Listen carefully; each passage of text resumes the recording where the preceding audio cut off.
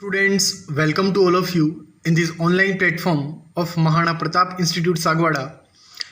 आज से हम हमारा new chapter alternating current start करने जा रहे हैं। जैसा कि आप सब जानते हैं कि हमारा करंट इलेक्ट्रिसिटी जो यूनिट था वो अब कंप्लीट हो चुका है, जिसमें हमने दो चैप्टर डिस्कस किए, electric current and electric circuit. और आज से हम हमारा न्यू चैप्टर स्टार्ट करेंगे और हमारे चैप्टर का नाम है ऑल्टरनेटिंग करंट। तो जैसा कि आपने प्रीवियस चैप्टर्स जो हमारा करंट इलेक्ट्रिसिटी यूनिट था जिसमें हमने पढ़ा था कि अगर हम किसी कंडक्टर को अगर बैटरी या सेल से कनेक्ट कर देते हैं, अगर किसी कंडक्टर को हम बैटरी या सेल से कनेक्ट कर देते हैं तो हम जानते हैं कि जो बैटरी और सेल होता है वो एनर्जी सोर्स का डिवाइस होता है। मीन्स बैटरी और जो सेल है वो हमारे एनर्जी को सप्लाई करता है उस कंडक्टर को। तो उसी के रेस्पेक्ट में उस कंडक्टर के अंदर जो अवेलेबल्स हमारे जो इलेक्ट्रॉन्स थे वो मोमेंट करने लगते हैं, और इलेक्ट्रॉन्स अगर मोमेंट करने लगते हैं तो वहाँ पे इलेक्ट्रिक करंट फ्लो होती है। मीन्स अगर हम एनर्जी सप्लाई देते हैं कंडक्टर को हम अगर एक्साइटेशन देते हैं एनर्जी के अकॉर्डिंग, तो कंडक्टर में जो अवेलेबल इलेक्ट्रॉन्स हैं वो रैंडम मोशन करते हुए अलाइन हो जाते हैं एक पर्टिकुलर डायरेक्शन में। हमने देखा था कि इलेक्ट्रॉन्स जो थे वो पॉजिटिव टर्मिनल की तरफ अलाइन हो जा रहे थे, और जो इलेक्ट्रिक करंट की जो डायरेक्शन थी वो पॉजिटिव टर्मिनल से नेगेटिव टर्मिनल की तरफ थी। मीन्स हम कह सकते हैं कि इलेक्ट्रिक करंट एक टाइप की एक एनर्जी है। और उसी रेस्पेक्ट में हम आज हमारा जो चैप्टर है उसमें हम देखेंगे ऑल्टरनेटिंग करंट, जो कि इलेक्ट्रिक करंट का एक टाइप ही है, जिसमें हम देखने वाले हैं इलेक्ट्रिक करंट के दो टाइप्स। एक है ऑल्टरनेटिंग करंट और दूसरा जो टाइप हम यहाँ पे डिस्कस करेंगे इस यूनिट के अंदर वो है हमारा डायरेक्ट करंट। तो यहाँ पर इलेक्ट्रिक करंट को टू टाइप्स में हम डिस्कस करेंगे, एक है alternating current and the second one is direct current. Means हम देखेंगे अब यहाँ पर हमने जैसे कि दो करंट की बात की, और करंट अगर हम सप्लाई देते हैं एनर्जी सोर्स की हेल्प से तो एक्साइटेशन मिलता है कंडक्टर को, और वहाँ पे उस कंडक्टर के अंदर जो अवेलेबल इलेक्ट्रॉन्स है वो मोशन करते हैं। तो हमने देखा कि यहाँ पर दो सोर्सेज हैं, एक एसी करंट का सोर्स है और एक डीसी करंट का सोर्स है। मीन्स इलेक्ट्रिक करंट के यहाँ पर हमने दो टाइप देखे, एक ऑल्टरनेटिंग करंट और एक डीसी करंट। तो इसमें से बेस्ट करंट कौन सी है, कौन सी यूजफुल है होम अप्लायंसेस के लिए, हम होम में डेली जो करंट यूज़ कर रहे हैं वो कौन सी है, वो भी हम यहाँ पे एक स्मॉल ब्रीफ में देखेंगे। तो अगर मैं आपको यहाँ पे हम देखें तो ऑल्टरनेटिंग जो करंट है एसी करंट वो हमारे घर में सप्लाई के रूप में आती है, और जिसमें मेनली घर में जो हमारी सप्लाई आती है वो सिंगल फेज सप्लाई होती है। हमारे घर में जो सप्लाई आती है वो सिंगल फेज सप्लाई होती है, और सिंगल फेज सप्लाई में जो वोल्टेज रेंज होती है वो अबाउट 220 टू 240 वोल्ट होती है।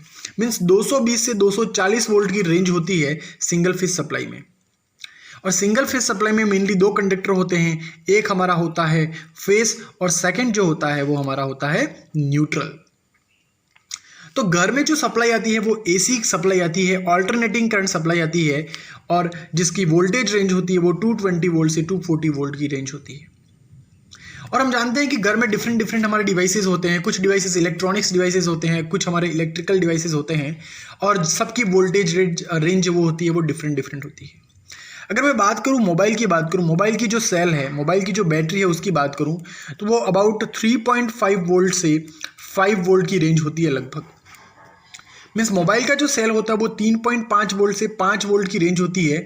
मीन्स यहाँ पर अगर मोबाइल के सेल को अगर हम चार्ज करें तो उसको सिर्फ 3.5 से 5 वोल्ट ही रिक्वायर्ड है, और घर में हमारी सप्लाई आ रही है 220 से 240 वोल्ट।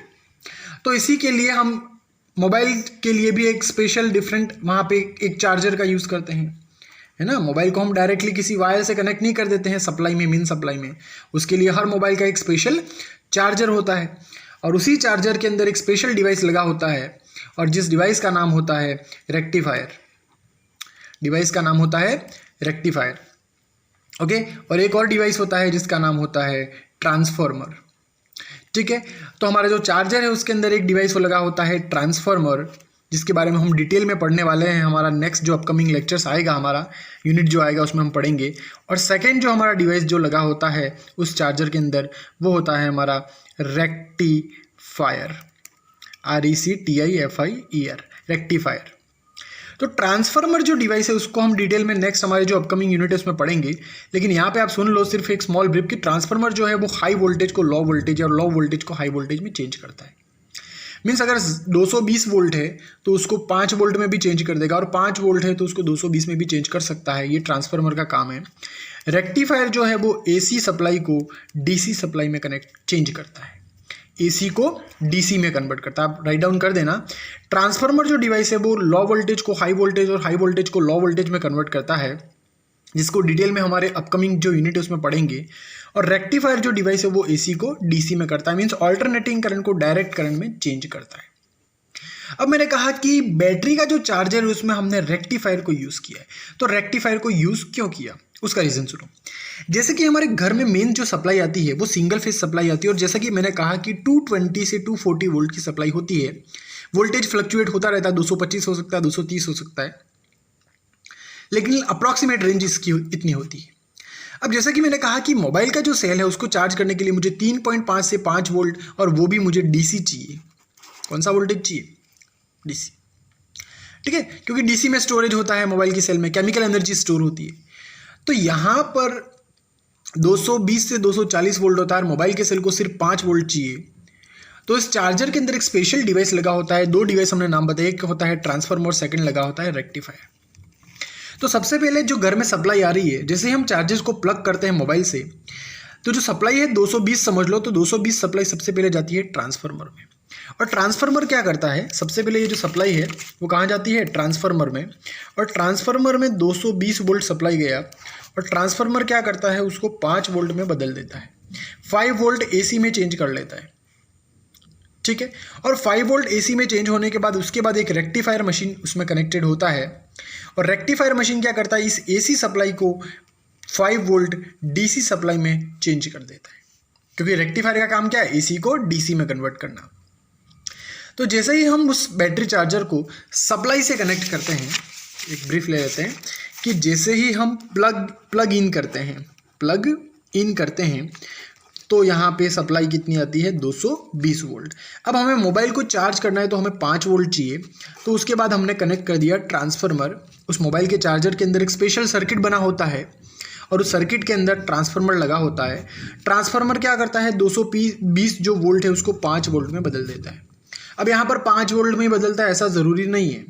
हर चार्जर की अपनी अलग अलग कंडीशन होती है, एज पर उसके सर्किटरी के अकॉर्डिंग चेंजेस होते हैं। सर्किट जैसा बना होता है उसी के अकॉर्डिंग वहाँ पे चेंजेस होते हैं। 6 वोल्ट में भी कर सकता है, 7 वोल्ट में भी कर सकता है, 2 वोल्ट में भी कर सकता है। हमारी जैसी जैसी रिक्वायरमेंट वैसे वैसे चार्जर की मैन्युफैक्चरिंग होती है, और उसी के अकॉर्डिंग ट्रांसफार्मर कन्वर्जन करता है। तो यहाँ पर हमें लो वोल्टेज चाहिए, तो 5 वोल्ट में हमने कन्वर्ट करा है, ऐसा हमने उस सर्किट को डिज़ाइन किया था उस चार्जर के अंदर। तो ट्रांसफार्मर 220 वोल्ट जो एसी सप्लाई थी हमारा, उसको 5 वोल्ट एसी सप्लाई में कन्वर्ट कर देगा। इसके बाद नेक्स्ट जो हमारा मशीन आएगा उसके अंदर जो बना है वो हमारा रेक्टिफायर है। रेक्टिफायर क्या करेगा? 5 वोल्ट एसी को 5 वोल्ट डीसी में कन्वर्ट कर देगा, और बैटरी हमारे मोबाइल की चार्ज हो जाएगी। तो कुछ इस प्रकार से हमें रिक्वायरमेंट रहती है लो वोल्टेज और हाई वोल्टेज की अप्लाइंसेस के लिए, है ना। टीवी, फ्रिज, कूलर सबके लिए हमें अलग अलग वोल्टेज की रिक्वायरमेंट रहती है। तो हर डिवाइस के अंदर एक स्पेशल सर्किट बना होता है। हर डिवाइस के अंदर, जैसे कि हम बात करें आयरन की बात करें, तो आयरन के अंदर भी एक स्पेशल सर्किट बना होता है।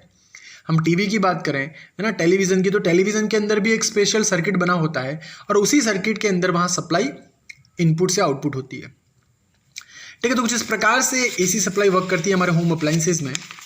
अब हम बात करेंगे, हमने जैसे कि 2 टाइप की करंट यहाँ पे बात की हमने, एक डायरेक्ट करंट और सेकंड हमने देखा एसी करंट, है ना।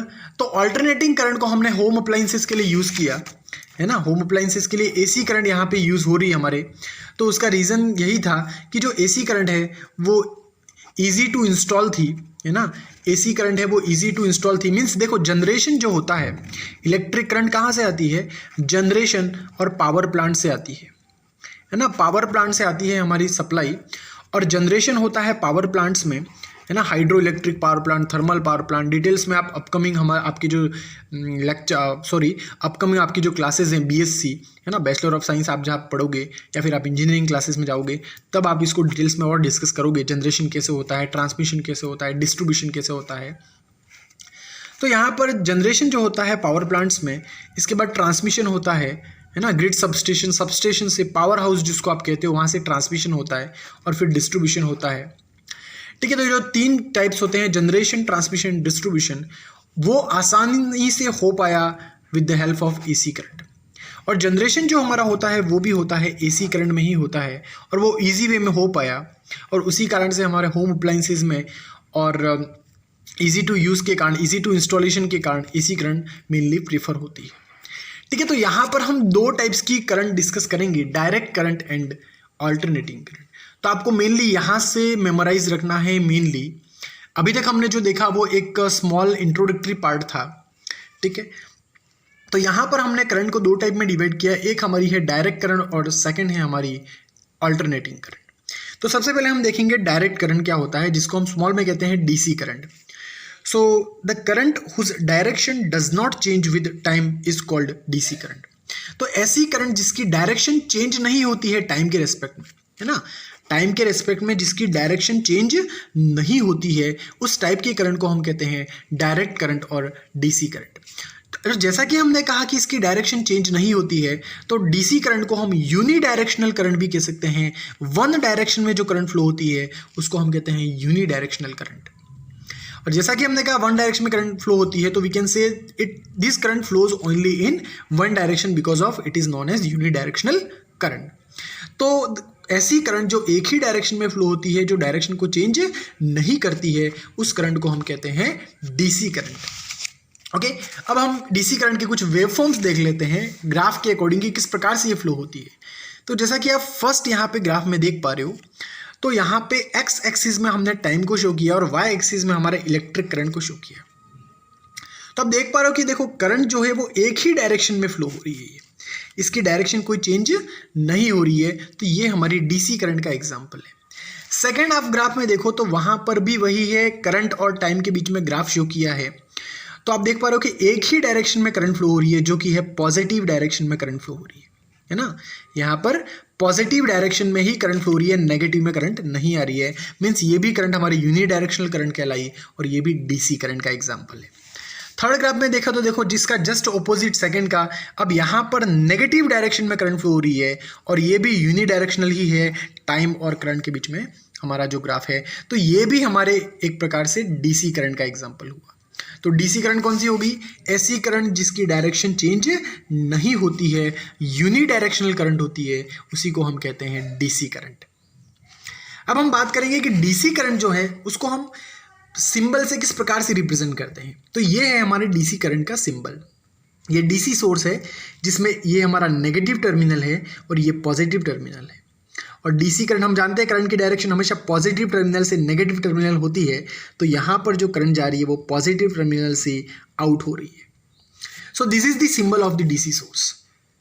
ओके, अब जैसा कि हमने कहा कि डीसी करंट है वो यूनी डायरेक्शनल करंट है, तो इसीलिए हमने यहाँ पे डायरेक्शन से इसको रिप्रेजेंट किया है कि ये पॉजिटिव डायरेक्शन से ही नेगेटिव डायरेक्शन की तरफ फ्लो हो रही है।